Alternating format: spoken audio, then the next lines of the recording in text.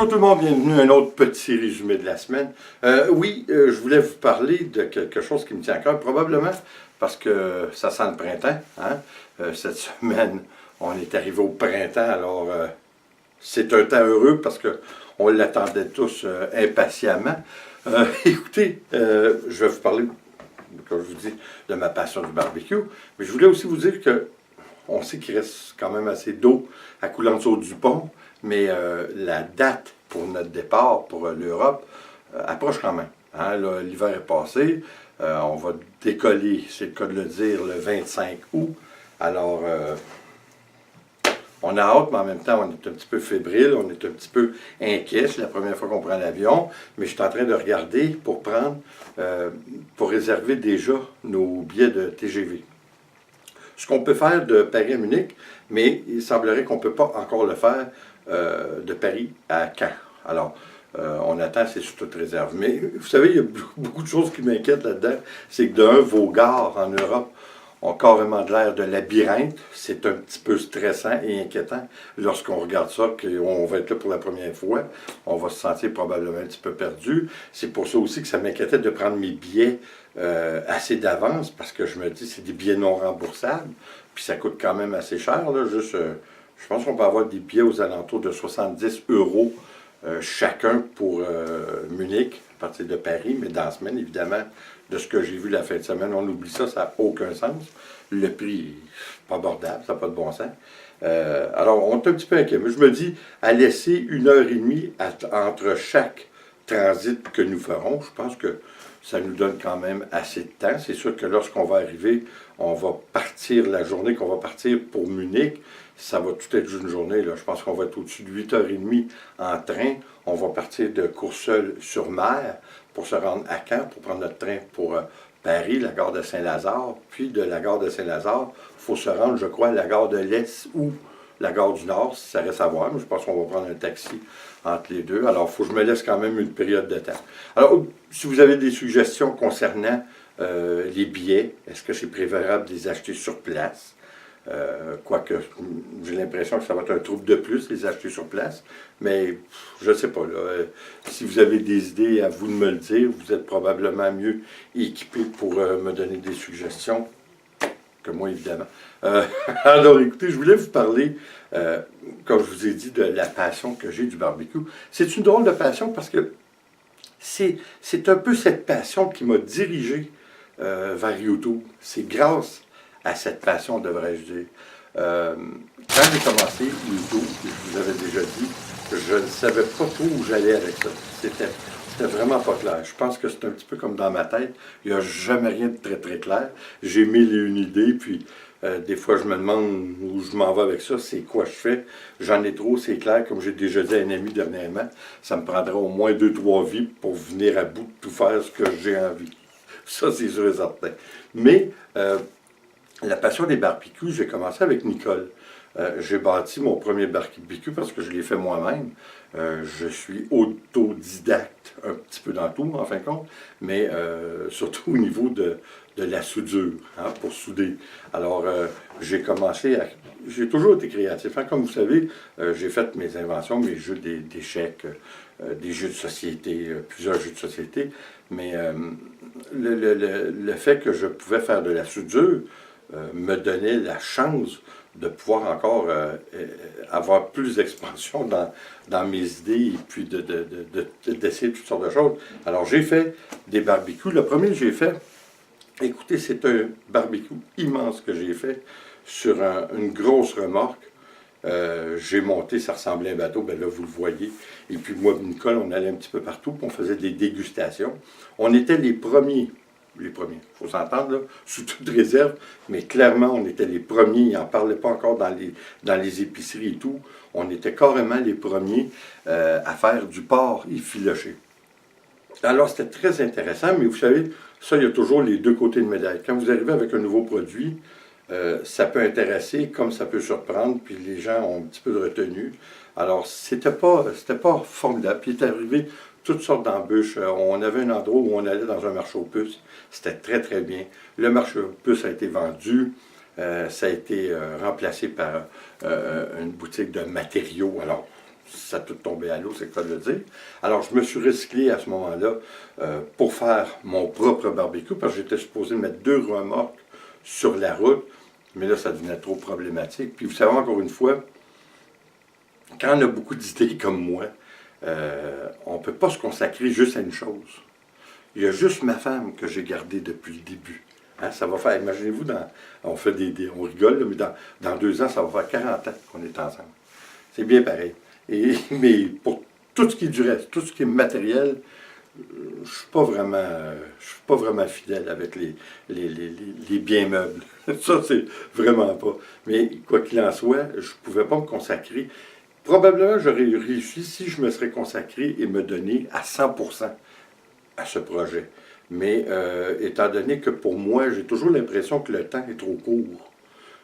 J'ai l'impression que c'est une perte de temps si je m'entête à essayer et puis que ça finit en bout de ligne en queue de poisson. Hein? Alors, à ce moment-là, quand je vois qu'il n'y a pas une entrée intéressante de par la nouvelle entreprise que j'essaie, je change. Ça m'a amené à faire des épices. Je devrais dire plutôt des mélanges, des assaisonnements pour le poisson, pour le poulet, pour un petit peu toutes sortes de choses. Ça aussi, ça a été bien. J'en ai vendu à quelques reprises dans certaines épiceries, mais la compétition étant très, très forte, j'ai été un petit peu par la pression des grosses compagnies, on m'a mis à la porte, carrément, parce que moi, je rentrais, comme on dit en bon québécois, par le backdoor. Alors, je ne payais pas d'emplacement de tablette, rien. C'est ce qui faisait pas tellement l'affaire des grosses compagnies, parce que eux, ils peuvent payer des grosses sommes pour chacun des magasins, peu importe si c'est une chaîne d'alimentation. Alors, ça tombe à l'eau. J'en vais encore, sur le petit en passant, entre les amis et les connaissances. Parce que ça a été une aventure très laborieuse et très dispendieuse, mais quand même, j'ai adoré tout ce qui avait rapport à bouffe. C'est pas compliqué, j'ai aimé ça. Ce qui m'a amené par la suite à faire des barbecues qui étaient quand même assez uniques. Des barbecues fumoirs, mais ce que j'appelle des 3 dans un. C'est-à-dire, vous pouvez l'utiliser de façon régulière avec des briquettes au charbon. Vous pouvez faire du méchoui et vous pouvais faire du fumé. Alors, sur des grosses remorques mon Dieu, je pense que c'est 4 pieds par 8 pieds que je faisais. Je vais vous donner les mesures, là, mais immense remorque, j'en ai vendu plusieurs, mais là, vous voyez, là, le problème, ça vous savez, ça m'a permis, ces barbecues-là en particulier, m'ont permis de commencer ma chaîne YouTube. Ça a été très intéressant. Puis j'ai inventé d'autres barbecues aussi qui se démontent pour que les gens puissent les emmener dans leur coffre arrière d'une voiture. Alors ça, c'était très bien aussi. Malheureusement, le travail que ça demandait, et puis de ce que ça pouvait demander aussi pour la santé, parce que je n'étais pas équipé là, de façon à avoir des respirateurs et tout ça. On serait supposé avec de la soudure parce que c'est très, très nocif. Et puis je ne l'avais pas. Je respirais ça à longueur de journée. Écoutez, là, j'en faisais des fois, j'ai eu des clients, puis c'est toujours roche-roche, hein. Il fallait que je me dépêche, puis ça n'avait pas de bon sens. J'adorais ça, par contre, et puis j'ai resté en bon contact avec plusieurs de mes clients qui sont devenus des amis. Alors ça, c'était très intéressant. Avec un ami ici, j'ai développé mon barbecue comme je vous dis, qui se détachait en 3 ou 4, même 5 pièces, je crois. Un barbecue à cuisson verticale, ce qui est très populaire en Europe. Puis ici, il n'y en a pas du tout. Quand je vous dis, il n'y en a pas du tout. Alors, encore une fois, j'étais le premier, mais le prix ne justifiait pas d'en faire la vente et la fabrication, parce que les gens, je pense que c'est un petit peu partout, hein, les gens n'ont pas beaucoup de sous, alors ça limite leurs dépenses, et puis ils vont plutôt dans les grandes chaînes de magasins acheter un barbecue qui semble tout chromé, tout aluminium, et puis ils vont le payer 400 $ au lieu de payer le mien qui est tout petit, et puis qui est de façon artisanale, et puis qui va être 600 $. C'est la réalité du marché à laquelle on fait face. Hein? La peinture, ça a toujours été une passion que j'ai faite au travers de toutes mes autres passions, mais c'est un, comment on dit ça? C'est une soupape pour moi, la peinture. Je suis obligé de vous avouer, comme j'ai déjà dit dans des vidéos du passé, que la soupape devient un petit peu encombrée parce que mon studio devient encombré en fin de compte. J'ai des toiles, j'en ai partout, ça n'a vraiment pas de bon sens. Il va falloir que je vois. Puis c'est qui m'emmène aussi à vous dire que si jamais vous êtes intéressé à acheter des toiles, toutes mes toiles, à partir des petites, le prix de départ est de 20 € ou 25 canadiens. Alors, je crois que c'est intéressant. Puis de toute façon, écoutez, mathématiquement, encore une fois, je ne peux pas continuer à faire à ce rythme des toiles. J'aurai plus de place, il faut plus. Encore une fois, j'ai pas tellement le temps de les vendre. Hein. Vous savez, là, on arrive au printemps. On est au printemps, en fin de compte. Et puis, il faut que je m'occupe de ma compagnie de terrassement. J'ai réduit de 5 jours à 3 jours notre charge de travail. Pour plusieurs raisons. De un, je suis obligé de vous avouer que approchant la soixantaine, c'est pas toujours jojo. C'est un métier qui est quand même assez dur. On avait près de 100 clients. Alors, 100 clients qu'on a fait la dernière partie de l'été, qu'on a fait à 2 seulement. Alors, j'ai réduit la clientèle pour ainsi réduire le nombre de jours de travail. Mais ça nous fait mal un petit peu pour le revenu. Mais en même temps, la période que je vais être parti pour l'Europe, ce qui est presque un mois, mais là-dessus, il y a une semaine que la compagnie est fermée pour des vacances. Alors, il y a 3 semaines que je dois absolument me faire remplacer. C'est là que ça devient très, très problématique. Alors, oui, il y a beaucoup de choses qui me trottent dans la tête. Et puis, comme vous savez, il y a le nouveau segment qui s'en vient. Et puis, vous savez, le nouveau segment, pour moi, il est très important. Encore une fois, vous allez dire, c'est encore quelque chose que j'essaie. Oui, mais cette fois, je me concentre à YouTube. Parce que pour moi, YouTube est mon plan B. La pension ici étant vraiment pas grosse, on va l'avoir à 65 ans, ça va donner à peu près 1200 $ canadiens, soit 700 à 800 € par mois. C'est vraiment pas énorme, et puis je vous dirais que c'est pas assez pour habiter une maison résidentielle et la faire vivre. Alors, je me dois de trouver un plan B, et c'est de cette façon, je crois, que je vais y arriver. Alors, écoutez, on se croise les doigts, mais tout ça pour vous dire que Nicole aussi, elle a adoré le barbecue, elle est venue avec moi. Mais ce qui est drôle, c'est que Nicole, elle m'a toujours suivi de toute façon. On a commencé ensemble la pelouse il y a près de 25 ans, si c'est pas 30 ans. Et puis on en faisait 60 clients, semaine après semaine, juste moi et elle tout seul. Fait que on faisait ça sur 3 jours, encore une fois, parce que les autres journées, je faisais des travaux de terrassement plus spécifiques, mais de la tonte de pelouse, on faisait ça 3 jours semaine, à 2, 20 par jour. C'était quand même assez laborieux. On a travaillé dur, mais vous voyez, Nicole, aujourd'hui, elle travaille, mais elle a hâte de revenir avec moi, ce qui va être probablement le cas. Elle va arrêter de travailler dans ce qu'elle fait. Probablement, ça va être ce dernier hiver. Donc, l'été prochain, elle va venir avec moi à temps plein. On n'aura pas besoin d'engager personne. Et puis, l'hiver d'après, sous toute réserve, on devrait partir aux États-Unis pour passer nos hivers. On le souhaite, hein, parce que c'est tous des projets qu'on vous emmène avec nous. Évidemment, vous faites partie maintenant de notre réalité, et je pense qu'en quelque part, à certains égards, on fait quand même partie un peu de la vôtre. Je pense que c'est intéressant. Ça nous ouvre à toutes sortes de choses. Hein. C'est tellement beau, les passions. Vous savez, moi j'ai toujours dit, vivre sans passion, c'est-tu vraiment une vie qui en vaut la peine?